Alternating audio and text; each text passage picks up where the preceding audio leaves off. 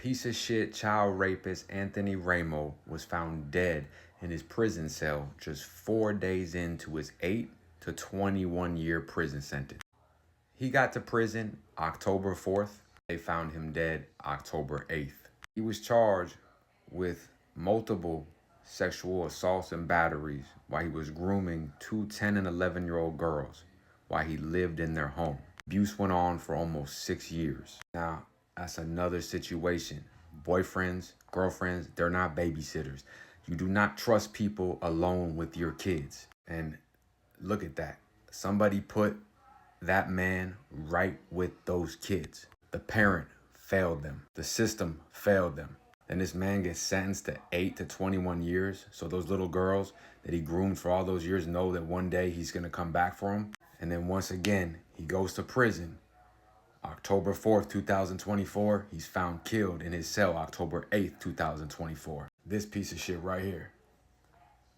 And that's the problem, is we always know the system will fail him, the fucking justice system will fail him, but as parents, we cannot fail him. This piece of shit is not living in your house for 7 years grooming your kids and you have no idea about it. It takes for another kid to get hurt, for them to come together and finally say something. Multiple DCF reports, fail them, fail.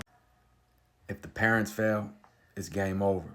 However, as someone who did a lot of time, when you look over and you see this dude who cannot be rehabilitated, who hurt the most innocent people in our world, little children, little girls, and he's gonna get out before a dude over here with a non-violent drug crime who groomed two young girls, he's gonna get out within 8 to 21 years with good behavior. There is no rehabilitation. That's that shit you see on TV and you say, man, if I could be alone with that dude. And you think about how your life went, or your kids, or if God forbid it ever happened, or how the system might have failed you or somebody you know, and you make it happen.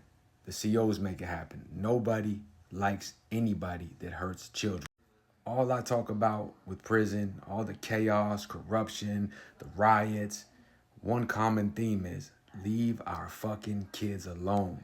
This piece of shit had those little girls scared for their life. They couldn't even go to their own mother, their own family, the system, the schools. Nobody could do anything for them because every time they'd investigate, they'd shut it down. No, they're nothing.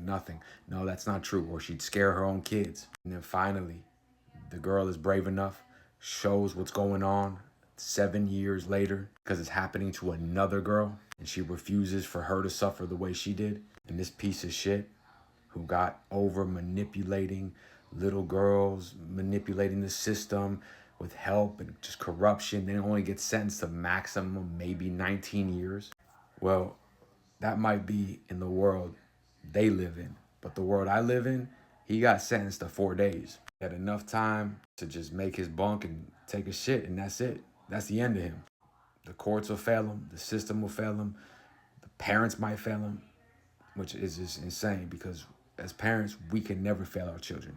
We cannot have random people living in our house. We cannot have any random people near our children. We must watch them in schools, everywhere we go. If they say something, go to war immediately. Document, fight, do whatever it takes to protect your child.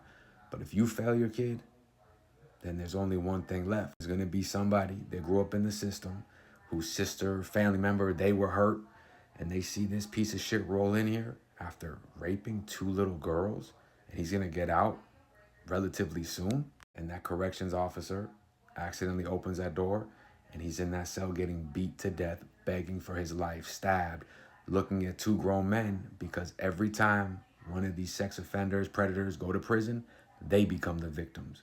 They pick on the weak, the little, and now they're the victims. Fuck them. 4 days. That's it. That's all we got for you. Stay out. Stay free. Us.